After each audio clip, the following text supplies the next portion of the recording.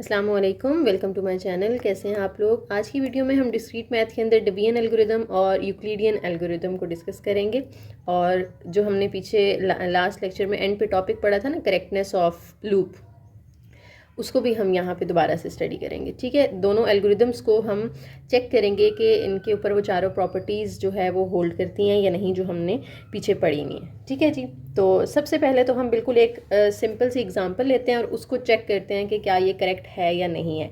तो क्या करना होता है, हमने पीछे भी पढ़ा था ना कि जब भी हमने किसी एल्गोरिदम की करेक्टनेस को चेक करना होता है तो हम क्या करते हैं, उसके अंदर एक लूप इन्वेरिएंट हम सपोज करते हैं। ठीक है, लेट करते हैं उसके अंदर एक लूप इन्वेरिएंट जिसको हम आई ऑफ एन का नाम देते हैं। फिर हम उस लूप इन्वेरिएंट पे चारों प्रॉपर्टीज़ जो है वो अप्लाई करते हैं और फिर देखते हैं कि वो एल्गोरिदम करेक्ट है या नहीं है। तो सबसे पहले आपको एक एल्गोरिदम दिया गया है और उसमें लूप यूज़ किया गया है to compute a product. Product किसे कहते हैं? अच्छा, यहाँ पे मसला आता है कुछ बच्चों को, जब मैं हैंडआउट्स सामने रखती हूँ ना कि वीडियो ब्लर आ रही है, सही से नज़र नहीं आ रहा, तो काइंडली थोड़ा सा ना रेजोल्यूशन को हाई करके देखा करें। 480 या 720p पे जाके देखें, फिर आपको ये वीडियो क्लियर नज़र आएगी। ठीक है। रिकॉर्डिंग में मसला नहीं होता, बाद में ये क्योंकि टेक्स्ट छोटा लिखा हुआ होता है तो समटाइम्स जो है वो लो रेजोल्यूशन पे ठीक से आपको विजिबल नहीं होता। अच्छा जी, तो प्रोडक्ट किसे कहते हैं? प्रोडक्ट आपको पता है कि हम मल्टीप्लाई को कहते हैं। तो दो नंबर्स को अगर हमने मल्टीप्लाई करना है तो उसके लिए एक लूप उन्होंने हमें बना के दे दी है। मैं इसकी डिटेल में नहीं जाऊँगी कि कैसे है, ठीक है, काफ़ी टाइम लग जाएगा। बस इस तरह से, क्योंकि आपका मैथ है ना, मैथ के अंदर आपको लिखने के लिए तो नहीं आएगा। ठीक है, ये कंप्यूटर के सब्जेक्ट्स में आता है, तो इसको आप वहीं पे डिटेल से पढ़िएगा। बस हम देख लेते हैं कि इसके अंदर क्या है। आपने पढ़ा हुआ है कि एक प्री कंडीशन दी होती है और एक हमारी पोस्ट कंडीशन होती है। ठीक है, अब प्री कंडीशन क्या होती है कि जो चीज़ें हमें दी हुई हैं, जैसे यहाँ पे हमें दो नंबर्स दिए हुए हैं, जैसे m और x। ठीक है, वो हमने प्री कंडीशन के अंदर लिख लिए, और जो हमें आंसर चाहिए यानी जो प्रोडक्ट चाहिए वो हम पोस्ट कंडीशन के अंदर ले जाएंगे। ठीक है, अब ये एल्गोरिदम के वाइल लूप के अंदर देखें, ये i is not equal to m, यानी जो m है और यहाँ पे i जो है ना, उन्होंने ज़ीरो से इनिशियलाइज़ करवा दिया और प्रोडक्ट जो है वो भी ज़ीरो से इनिशियलाइज़ करवा दिया। ठीक है, m और i इक्वल नहीं होने चाहिए। ये क्या होता है, वाइल के जो ब्रैकेट में लिखा हुआ होता है इसको हम क्या कहते हैं, गार्ड कहते हैं ना। तो ये तो गार्ड है। ठीक है, और नीचे उन्होंने हमें उसकी बॉडी के अंदर दो चीज़ें बता दी कि न्यू प्रोडक्ट जब भी आपके पास आएगी वो कैसे आएगी, पिछली प्रोडक्ट में x ऐड करने से। ठीक है, और ये वो ऐड करता जाएगा जब तक आपको डिज़ायर्ड रिजल्ट नहीं मिल जाता, क्योंकि आपको पता है लूप हम तभी यूज़ करते हैं जब हमने आइट्रेशंस करवानी होती हैं। ठीक है, तो ये अपने आप को रिपीट करेगा और इस तरह से i जो है वो न्यू i कैसे आएगा, प्रीवियस i के अंदर 1 ऐड करने से। जैसे हमने पीछे पढ़ा था ना, q is equal to q plus 1, हमने डेबियन एल्गोरिथम के अंदर पढ़ा था कि न्यू q कैसे आएगा, प्रीवियस के अंदर आप जो है वो 1 ऐड कर देंगे। इसी तरह से यहाँ पे आपने याद रखना है। ठीक है, उसके बाद लूप एंड हो गया। अब हमने इसको प्रूफ करना है कि क्या ये करेक्ट है या नहीं है। तो उसके लिए हम चारों प्रॉपर्टीज़ को यहाँ पे स्टडी करेंगे। सबसे पहले आप लेट कर लें एक लूप इन्वेरिएंट जिसको हमने आई ऑफ एन का नाम दे दिया और इसमें हमने आई को इक्वल रख दिया एन के। ठीक है, कोई एक नंबर है n, उसको हमने i की इक्वल रखा, और प्रोडक्ट जो है इन दोनों की फिर वो कैसे आएगी कि जो नंबर n है, क्योंकि हमने यहाँ पे ऊपर m लिया था ना, उन्होंने यहाँ पे n कर दिया। अगर आप m भी रखते हैं तो कोई मसला नहीं है। और दूसरा नंबर क्या था, x था, तो प्रोडक्ट में हम इन दोनों को क्या करेंगे, मल्टीप्लाई करेंगे। तो n और x को हमने आपस में क्या कर दिया, मल्टीप्लाई कर दिया। और गार्ड कंडीशन क्या है, गार्ड ये है जो वाइल के अंदर ब्रैकेट में होता है, i is not equal to m। तो ये g आ गया आपके पास। अब पहली प्रॉपर्टी क्या थी, बेसिस प्रॉपर्टी। दूसरी इंडक्टिव प्रॉपर्टी होती है। तीसरी जो है वो इवेंचुअल फॉल्सिटी ऑफ गार्ड होती है और चौथी करेक्टनेस ऑफ पोस्ट कंडीशन होती है। तो काम आपने ना सिर्फ बेसिस और इंडक्टिव के अंदर करना है। ठीक है, बाकी दोनों में क्या करना है वो मैं आगे चल के बताती हूँ। तो बेसिस प्रॉपर्टी के अंदर क्या करते थे हम, सबसे पहले हमने देखना होता है कि आई ऑफ ज़ीरो जो है वो ट्रू है या नहीं। तो आई ऑफ एन में देखें, अब ये जो एन है उस एन की जगह पे हमने क्या रख देना है, ज़ीरो रख देना है। और ये जो आई इज़ इक्वल टू एन लिखा हुआ था, इस एन की जगह पे भी आपने क्या रख देना है, ज़ीरो। तो वो I is equal to zero हो जाएगा। और ये जो हमारे पास product is equal to n dot x है, इसमें भी हमने एन की जगह पे क्या पुट कर देना है, ज़ीरो डॉट एक्स पुट कर देना है। तो ज़ीरो डॉट एक्स क्या होता है, ज़ीरो एक्स के साथ मल्टीप्लाई होगा तो ज़ीरो हो जाएगा। तो देखें दोनों ज़ीरो आगे, तो इसका मतलब है कि ये हमारी जो फर्स्ट आइट्रेशन से पहले ये ट्रू है हमारा loop invariant I of N. ठीक है, तो इसका मतलब है बेसिस प्रॉपर्टी सेटिस्फाई हो गई। उसके बाद इंडक्टिव प्रॉपर्टी पे देख लेते हैं। इंडक्टिव प्रॉपर्टी में आपको याद होगा हम क्या करते थे, आई ऑफ एन की जगह आप आई ऑफ के लिखते हैं और फिर आई ऑफ एन की जगह आई ऑफ के प्लस 1। तो आई ऑफ के को आपने लेकर चलना होता है और आंसर आपका जो है वो आई ऑफ के प्लस 1 की फॉर्म में आना चाहिए। ठीक है, तो क्या करेंगे हम, यहाँ पे ये जो आई ऑफ एन है, इधर एन की जगह हम के लिख देंगे, और i is equal to n है, इधर भी i इज इक्वल टू हमने k कर देना है, और जो product is equal to n dot x है, इधर भी n की जगह k कर देना है, तो प्रोडक्ट हमारी इक्वल आ जाएगी k डॉट x के। ठीक है, ये हमारी प्रोडक्ट आ गई, और इसको हम कह देते हैं ओल्ड प्रोडक्ट। जो k वाली है ना उसको ओल्ड प्रोडक्ट कह देते हैं, जो k+1 वाली होगी उसको हम न्यू प्रोडक्ट कह देंगे। ठीक है, अब ओल्ड प्रोडक्ट के अंदर आप देखें वैल्यू क्या है, k डॉट एक्स है। हमने पीछे पढ़ा है ना इसके अंदर कि न्यू प्रोडक्ट कैसे आएगी, ओल्ड प्रोडक्ट के अंदर आपने x को प्लस कर देना है, तो यानी अगर हमने न्यू प्रोडक्ट निकालनी है तो वो किसके इक्वल होगी, ओल्ड प्रोडक्ट प्लस x। अब ओल्ड प्रोडक्ट की वैल्यू पुट कर दें k dot x plus x. अब देखें दोनों में से x कॉमन आ रहा है, तो x को मैं इस साइड पे कॉमन ले लूँ, इस साइड पे ले लूँ, एक ही बात है। अंदर क्या रह जाएगा k, और यहाँ पे कुछ नहीं बचा तो हम 1 लिख लेंगे। ठीक है, तो जो न्यू प्रोडक्ट है वो किसके इक्वल आ गई, k+1 डॉट एक्स। और देखें पिछली k डॉट एक्स थी ना, तो उस k की जगह k+1 डॉट एक्स आ गया, या जैसे आप देख लें कि n डॉट एक्स थी तो उसकी जगह k+1 डॉट एक्स आ गया, यानी i ऑफ k से हमने ड्राइव किया और i ऑफ k+1 बना लिया। तो ये हमारे पास जो इंडक्टिव प्रॉपर्टी है वो भी सेटिस्फाई हो गई है। ठीक है, इसकी फॉर्म में हो गई है। अब इसमें भी हम चेक कर लेते हैं, i is equal to k है ना, तो हम देखें न्यू i कैसे निकालते हैं, ओल्ड i में 1 प्लस करके, तो k वाले को हम ओल्ड कह देते हैं, तो न्यू i जब हमने निकालना होगा तो हम ओल्ड i में क्या प्लस करेंगे, 1 प्लस कर देंगे। ठीक है, तो यहाँ पे आपने 1 लिख लेना है। अब ओल्ड i की वैल्यू क्या है, k है ना, तो यहाँ पे आप लिखें k और साथ में जो +1 है वो एज इट इज़। तो अब देखें न्यू i की वैल्यू क्या आ गई, k+1। यूज़ हमने k वाली की और निकाल हमने k+1 वाली ली। ठीक है, तो यहाँ से हमें पता चलता है कि जो इंडक्टिव प्रॉपर्टी है वो भी सेटिस्फाई हो रही है। तीसरे नंबर पर आ जाती है इवेंचुअल फॉल्सिटी ऑफ गार्ड इसके अंदर, और चौथी जो है करेक्टनेस ऑफ पोस्ट कंडीशन। इसके अंदर आपने कुछ भी नहीं करना, सेम जैसे लेक्चर नंबर 27 के अंदर लाइंस लिखी हुई थी ना, वही लाइंस आपने उठा के यहाँ पे लिख देनी है कि जब फाइनाइट नंबर ऑफ आइट्रेशंस हो जाती हैं किसी लूप की, तो गार्ड को जो है वो फॉल्स होना पड़ता है। ठीक है, अगर वो फॉल्स नहीं होगा फिर तो लूप रुकेगा ही नहीं ना, वो तो चलता जाएगा। मैंने आपको पिछले लेक्चर में भी एक्सप्लेन किया था। ठीक है, और करेक्टनेस ऑफ पोस्ट कंडीशन में भी सेम वही चीज़ आपने लिख देनी है, इसमें कोई काम नहीं करना होता, एज इट इज़ आपने लिख देनी है थ्योरी। बस आपने बेसिस और इंडक्टिव में जो है ना वो थोड़ी सी डेरिवेशन करनी होती है। ठीक है, उसके बाद नेक्स्ट हम चलते हैं जी डिवीजन एल्गोरिदम पे। 3 ही इसके अंदर एग्जांपल्स हैं सिर्फ, और डिवीजन एल्गोरिदम हम ऑलरेडी पढ़ चुके हैं। इसके अंदर भी प्री कंडीशन क्या है कि ए और डी जो आपको दिए हुए होते हैं। ठीक है, रिमाइंडर और क्वोशंट आपने फाइंड करना होता है ना, लेकिन हम यहाँ पे स्टार्ट करते हैं इनिशियली रिमाइंडर को ए के इक्वल रख के और क्यू को, क्वोशंट को यानी 0 के इक्वल रख के। ये मैंने कल एक्सप्लेन किया था आपको। ठीक है,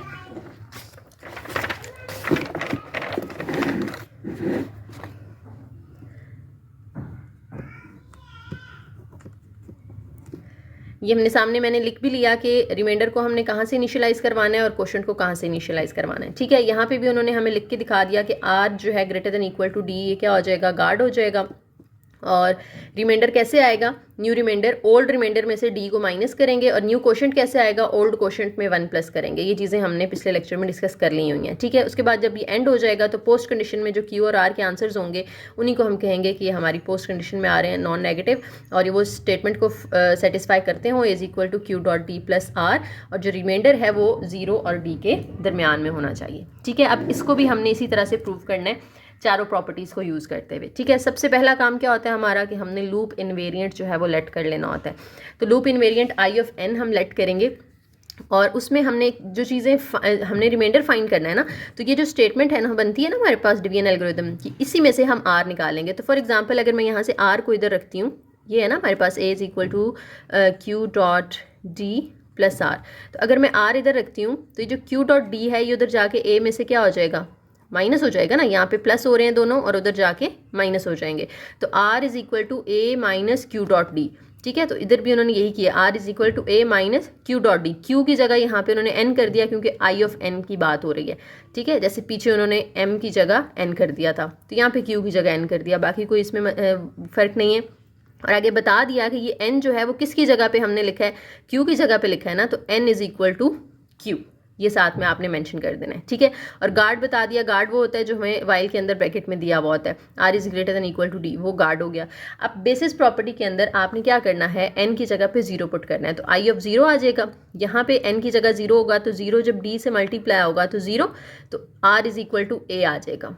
ठीक है, आर इज इक्वल टू ये ए आ जाएगा। और इसी तरह से यहाँ पे भी एन की जगह 0 पुट करना है, तो क्यू इज इक्वल टू 0 हो जाएगा। और देखें हमारी इनिशियल कंडीशंस यही थी ना कि R A के इक्वल होना चाहिए और Q 0 के इक्वल होना चाहिए। तो वही देखें हमारे पास आ गई, सेटिस्फाई हो गई, इसका मतलब है बेसिस प्रॉपर्टी ट्रू है। उसके बाद इंडक्टिव प्रॉपर्टी में चलते हैं। इंडक्टिव प्रॉपर्टी में क्या करना होता है, हमने n की जगह पे पहले k पुट करना है और आंसर जो है वो k+1 की फॉर्म में लेकर आना होता है, ठीक है। तो अब हमने यही जो हमारे पास R वाली स्टेटमेंट है ना, R is equal to A minus N dot D, R is equal to A minus N dot D, और इधर जो है वो n is equal to Q, दोनों के अंदर हमने k पुट कर देना है। A माइनस एन की जगह पे क्या आ जाएगा, k डॉट डी, और इधर भी n की जगह पे क्या आ जाएगा, k आ जाएगा, ठीक है। ये आपके पास k की फॉर्म में आ गए। अब आपने न्यू r फाइंड करना है। तो ऊपर हमने इस लूप के अंदर देखा कि न्यू r कैसे आता है, ओल्ड r में से d माइनस करके आता है, ठीक है। तो हम जब न्यू r निकालेंगे तो वो ओल्ड r में से, लिख लें बेशक आप साथ में यहाँ पे, ठीक है, ओल्ड r में से d माइनस करके आएगा। अब ओल्ड r की वैल्यू k वाली है, a minus k dot t minus d, ठीक है। अब a minus as it is, इन दोनों में से देखें d कॉमन आ रहा है, डी कॉमन लिया और माइनस भी कॉमन आ गया ना ऑटोमेटिकली। तो अंदर यहाँ पे क्या रह गया, के, और इस डी की जगह कुछ नहीं है तो 1, और ये माइनस जो है वो प्लस हो जाएगा क्योंकि हमने माइनस कॉमन ले लिया, तो अंदर साइन चेंज हो जाएगा। तो देखें आर का हमने के वाला यूज़ किया और k+1 की फॉर्म में आंसर आ गया। सेम वही है a minus N dot d की फॉर्म में, लेकिन n की जगह पे देखें k+1 आ गया, a और d एज इट इज़ है। सेम काम आपने इधर भी करना है। न्यू q कैसे आ रहा था आपके पास, q कैसे आ रहा था, ओल्ड q में 1 प्लस करके आ रहा था। तो यहाँ पे भी आपने न्यू q जब निकालना है तो वो ओल्ड q में 1 प्लस करके आएगा। अब ओल्ड q की वैल्यू हमारे पास है ऊपर k, वो यहाँ पुट कर दें +1। तो देखें q की वैल्यू जो है वो पहले k थी, अब k+1 हो गई, तो ये दोनों भी सेटिस्फाई हो गई। इसका मतलब है इंडक्टिव प्रॉपर्टी हमारी जो है वो यहाँ पे होल्ड कर रही है, ठीक है। फिर तीसरा और चौथे में आपने कोई काम नहीं करना, वो एज इट इज़ लिख देना है। फोर्थ में उन्होंने थोड़ा सा बताया वह स्टेटमेंट के बारे में यहाँ पे, लेकिन आप ज़रूरी नहीं है कि बताएं, ठीक है। बाकी ये पेपर के लिए इतना इंपॉर्टेंट नहीं है, इस तरह के ना तो शॉर्ट क्वेश्चन आते हैं ना ही लॉन्ग आते हैं, ठीक है। बस MCQs के लिए आपने इसको जो है वो ज़्यादा अच्छे से कर लेना है। शॉर्ट के चांसेस बहुत कम होते हैं, लॉन्ग के तो बिल्कुल ही नहीं है, ठीक है। उसके बाद यूक्लिडियन एल्गोरिदम। यूक्लिडियन एल्गोरिदम क्या होता है, इसके अंदर ना हमने किसी भी नंबर का ग्रेटेस्ट कॉमन डिवाइज़र फाइंड करना होता है। जैसे HCF फाइंड करते हैं ना हम, हाईएस्ट कॉमन फैक्टर, उसी तरह से ग्रेटेस्ट कॉमन डिवाइज़र फाइंड करना होता है, ठीक है। इसकी मैं आपको एक एग्जांपल देती हूँ। फॉर एग्जांपल हमारे पास एक नंबर है 12 और 30, ठीक है। अब आप देखें कि ये दोनों 2 के टेबल पे भी जाते हैं, 2 6 जार और 2 15 जार, ठीक है। उसके अलावा ये 3 के टेबल पे भी जाते हैं, 3 4 जार और 3 10 जार। उसके बाद ये 4 पे तो नहीं जाते, 5 पे एक जाता है एक नहीं जाता, 6 पे फिर दोनों जाते हैं, 6 2 जार और 6 5 जार। अब ये इनके कॉमन फैक्टर्स हैं, ये क्या हैं, इनके कॉमन फैक्टर्स हैं। अब इसके जो कॉमन फैक्टर्स हैं उन सब में से देखें सबसे बड़ा फैक्टर कौन सा है, 6 है। तो ये हमारा ग्रेटेस्ट कॉमन डिवाइज़र है 12 और 30 का, जैसे हम कहते हैं it is the GCD of 12 and 30, ठीक है। बस ये छोटा सा कॉन्सेप्ट है। अब यूक्लिडियन एल्गोरिदम के अंदर हम जो है वो कैसे वैल्यूज़ निकालते हैं वो देख लेते हैं। कहते हैं use the Euclidean algorithm to find GCD of 330, 156। आपने GCD निकालना है किस किस का, 330 और 156 का, ठीक है। इसको ज़रा हम लिख के ना डिटेल से कर लेते हैं। दोनों तरीके से करेंगे, बुक में भी दोनों तरीके से हुआ है, बाय हैंड कैलकुलेशन कि आप अगर इसको वैसे सॉल्व करें मैनुअली, या अगर आप इसको जो है वो एल्गोरिथम की फॉर्म में लिखते हैं तो फिर कैसे लिखेंगे। देखिए अगर आप इसको मैनुअली सॉल्व करते हैं तो जो हमने HCF बाय डिवीजन का मेथड पढ़ा हुआ है ना छोटी क्लासेस के अंदर, वही हमने फॉलो करना होता है। पहले नंबर को हम A कह देंगे, दूसरे को हम B कह देंगे। तो A को हम अंदर रखते हैं, यानी जो पहली वैल्यू है वो हमेशा बड़ी होनी चाहिए, याद रखना है, दूसरी छोटी होनी चाहिए। तो बड़ी वाली वैल्यू को हम अंदर रखते हैं और छोटी वैल्यू पे हमने उसको डिवाइड करना है। अब 156 को मैं अगर 2 से मल्टीप्लाई करती हूँ ना तो 312 आता है, ठीक है। और 312 में से 330 में से 312 माइनस करें तो क्या आ जाएगा आपके पास 18। तो ये आपका रिमाइंडर आ गया ना न्यू, ठीक है। लेकिन इस रिमाइंडर को आपने अब क्या करना है, B की जगह पे, यानी ये डिवाइज़र था ना हमारा, जो हम बाहर रखते हैं वो क्या होता है, डिवाइज़र होता है। अब रिमाइंडर को डिवाइज़र बना लेना है और जो पहले डिवाइज़र था ना उसको इस A की जगह पे यानी अंदर रख लेना है, ठीक है। अब 18 के टेबल में 8 पे आता है 144, इन दोनों को जब हम माइनस करेंगे तो 12 आ जाएगा। अभी फिर जो हमारा रिमाइंडर आया है इसको हम क्या बना लेंगे, डिवाइज़र, और जो पहले डिवाइज़र था उसको हम A की जगह पे लिख लेंगे, इसको बी बना लिया, आर को जो रिमाइंडर है उसको बी बना लिया और इसको हमने ए बना लिया। और ये तब तक करते जाना है जब तक रिमाइंडर 0 नहीं आ जाता हमारा। अब 12 वन ज़र क्या होता है, 12 होता है।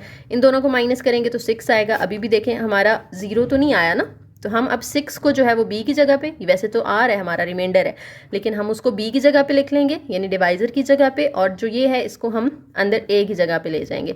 देखिए 6 2 ज़र क्या आ गया, 12 आ गया, तो रिमाइंडर क्या आ गया 0। और जैसे रिमाइंडर आपका 0 आया तो देखना है, आंसर नहीं देखना, देखना है लास्ट डिवाइज़र कौन सा था जिस पे आप डिवाइड कर रहे थे, 6। तो हमारा जो GCD है इसका 330 और 156 का वो 6 आ जाएगा। ठीक है, इस तरह से आप जो है वो मैनुअल कैलकुलेशन करते हैं। लेकिन अगर आपने इसको लिखना है उसके अंदर एल्गोरिथम की फॉर्म में, यूक्लिडियन एल्गोरिथम की फॉर्म में, तो फिर आप किस तरह से लिखते हो? आपने पीछे जो स्टेटमेंट पढ़ी है ना डिवीजन एल्गोरिथम की, n is equal to d dot q plus r। ठीक है, n क्या होता है, नंबर होता है। तो सबसे पहले हमारा नंबर क्या था जिसको हम डिवाइड कर रहे थे, 330 था ना। ठीक है, तो हम n की जगह पे क्या लिख लेंगे, 330 इज इक्वल टू d क्या होता है, डिवाइज़र। तो डिवाइज़र क्या था हमारा, 156 था। डॉट क्वोशंट क्या आया था इसका, 2 आया था, 2 लिख दिया, प्लस r जो है रिमाइंडर क्या आया था इसका, 18 आया था। तो r की जगह पे आपने 18 लिख देना। तो ये फॉर्म आ जाएगी इसके पहले स्टेप की। ठीक है, फिर आपने क्या करना है, फिर हमने दूसरे स्टेप पे चले जाना है। दूसरे स्टेप में हमारा नंबर कौन सा है जिसको हम डिवाइड कर रहे हैं, 156, और डिवाइज़र कौन सा है, 18। तो n की जगह पे 156 आ जाएगा, d की जगह पे 18 आ जाएगा। और यहाँ पे हमारा क्वोशंट दूसरे स्टेप में क्या था, 8, और रिमाइंडर क्या आया था, 12। तो यहाँ पे 8 और r की जगह पे 12। ठीक है, उसके बाद तीसरे स्टेप पे चले जाएं।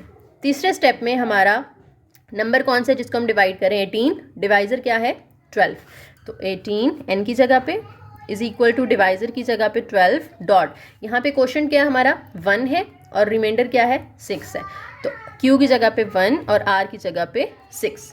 उसके बाद क्या करना है, अब हमारा लास्ट स्टेप में जो नंबर था जिसको हम डिवाइड कर रहे थे दैट वाज 12। तो n की जगह पे 12 आ जाएगा। डिवाइज़र क्या है यहाँ पे 6 है, तो d की जगह पे 6 डॉट q यानी क्वोशंट क्या है यहाँ पे 2 है, प्लस r यानी रिमाइंडर जो है क्या है, r की जगह पे 0। ठीक है, जब 0 आ गया तो यहाँ पे आपने स्टॉप कर देना है। तो यहाँ पे जो हमारा डिवाइज़र होता है ना, ये हमारा GCD होता है। ठीक है, समझ आ गई होगी मेरे ख्याल में आपको अच्छे से। अब यहाँ पे एक और बात नोटिस करने वाली है, जैसे मैं ऊपर आपको बता रही थी कि जो यहाँ डिवाइज़र है वो हमारा n बन जाता है। ठीक है, और जो रिमाइंडर होता है वो d बन जाता है। हम इस फॉर्म में हम क्या कर रहे हैं, GCD जब हम आगे एल्गोरिदम भी पढ़ेंगे ना तो हम a और b कह रहे हैं उसको। ठीक है, तो जो पहले a को हम अंदर रखते हैं ना और b पे डिवाइड करते हैं, तो ये a है और ये हमारा b है। फिर जो आपका b है वो a बन जाएगा और जो r था वो b बन जाएगा। ठीक है, b जो है वो क्या बन जाएगा, a बन जाएगा, और जो r है वो b बन जाएगा। तो अब नए a b आ जाएंगे आपके पास और उन पे आप दोबारा से वही स्टेप अप्लाई करेंगे। ठीक है, अब इसके एल्गोरिथम की तरफ चलते हैं। कहते हैं if a and b are any integer with b is not equal to 0, यानी b जो है वो 0 ना हो। b 0 क्यों नहीं होना चाहिए, देखिए ना a, b हम लिख रहे हैं ना, तो b हम बाहर रखते हैं, यानी b से हम a को डिवाइड कर रहे हैं b से, और 0 से तो डिवीजन अलाउ नहीं है ना मैथ्स के अंदर, इसलिए ये जो b है वो 0 नहीं होना चाहिए आपका। ठीक है, and q and r are non negative integers such that a is equal to q dot d plus r, वही आपकी डिवीजन एल्गोरिथम वाली स्टेटमेंट। उसके बाद कहते हैं कि GCD of a b is equal to GCD of b r। तो मैंने आपको बताया था ना जो b होता है वो a बन जाता है, यहाँ पे हमने अभी देखा था कि b जो है वो a बन जाता है और r b बन जाता है। तो देखें जो b था वो a की जगह पे चला गया, ठीक है, और b की जगह पे क्या आ गया, r आ गया। ठीक है, तो इसकी प्री कंडीशन क्या होगी कि दो इंटीजर्स हैं आपके पास a और b, और इसके अंदर आगे उन्होंने लूप लगा दिया कि r जो है वो किसके इक्वल है, a mod b। a mod b का मतलब है a ओवर b, इस तरह से डिवाइड करना है आपने उसको। ठीक है, and a is equal to b। बाद में क्या होता है, a की जगह पे b आ जाता है नेक्स्ट स्टेप के अंदर। ठीक है, और b की जगह पे r आ जाता है। ठीक है, ये हमारी उसके अंदर स्टेटमेंट्स हो गई। उसके बाद वो आंसर जो हम आता है हमारा GCD का, वो उसको हम फिर पोस्ट कंडीशन के अंदर रख रहे हैं। ठीक है, इसका भी आगे प्रूफ है, ये मैं छोड़ रही हूँ आप लोगों पे, आप लोग खुद इसको एक नज़र देख लीजिएगा। उसी तरह से न्यू ओल्ड वाला कॉन्सेप्ट है, सेम उसी तरह से आपने यानी जो स्टेटमेंट होगी ना आपके पास डिवीजन एल्गोरिथम की, उसको लेकर चलना है, उसमें k और k+1 और इस तरह की चीज़ें रखनी है। ठीक है, लेकिन अगेन ये इंपॉर्टेंट नहीं है, जो इंपॉर्टेंट चीज़ें थी मैंने आपको बता दी हैं कि इसमें से स्टेटमेंट्स और ये चीज़ें आपने अच्छे से करनी है। ठीक है, बाकी ये जो प्रॉपर्टीज़ होती हैं ना, ये MCQs के लिए आपने माइंड में रखनी है। इतनी ज़्यादा इंपॉर्टेंट नहीं है और यू कैन स्किप इट, ठीक है। अगर आप चाहते हैं तो उसको आप स्किप कर सकते हैं, कोई मसला नहीं है, ये लास्ट वाला, ठीक है। तो बस ये लेक्चर इतना ही था हमारा छोटा सा। बाकी ये दोनों टॉपिक्स, दोनों लेक्चर्स जो थे वो एल्गोरिदम से रिलेटेड थे। ये थोड़े से बोरिंग भी लगे होंगे मैथ्स में, क्योंकि मुझे भी कोई ख़ास इतना कंप्यूटर पसंद नहीं है। तो अब इंशाल्लाह 29 लेक्चर जो है ना उसके अंदर हम फिर वापस अपने मैथ के, डिस्क्रीट मैथ के टॉपिक्स पे आ जाएंगे और फिर आगे जो है वो अपना कंटिन्यू करेंगे इंशाल्लाह, ठीक है। तो कमेंट लाजमी किया करें, वीडियो को लाइक लाजमी किया करें। और बड़े आप लोगों के कमेंट्स आते हैं कि मिस, जैसे मैं लेक्चर अपलोड करती हूँ और साथ ही कमेंट्स आने लग जाते हैं कि मिस नेक्स्ट लेक्चर भी अपलोड कर दें, सीरीज़ पूरी कर दें। तो भाई कर तो रही हूँ और कैसे करूँ, अभी जैसे जैसे चल रहे हैं इंशाल्लाह मैं कोशिश कर रही हूँ कि फ़ाइनल तक आपके 45 पूरे हो जाएंगे, ठीक है। बाकी सारे एक ही दिन में तो नहीं हो सकते ना, थोड़ा सा सब्र किया करें, थोड़ा सा टाइम लगता है। डेली मैं कोशिश कर रही हूँ कि मैं एक लेक्चर रिकॉर्ड कर लूँ। अपलोडिंग में थोड़ा सा टाइम लग जाता है, लेकिन रिकॉर्ड डेली पे हो रहा है एक लेक्चर, ठीक है। समटाइम्स होता है कि वीकेंड पे थोड़ा बिजी हो जाती हूँ मैं, तो वो एक आध दिन स्किप हो जाता है, लेकिन मेरी यही कोशिश है कि मैं इंशाल्लाह आपको फ़ाइनल से पहले 45 लेक्चर्स कंप्लीट करके दे दूँगी, ठीक है।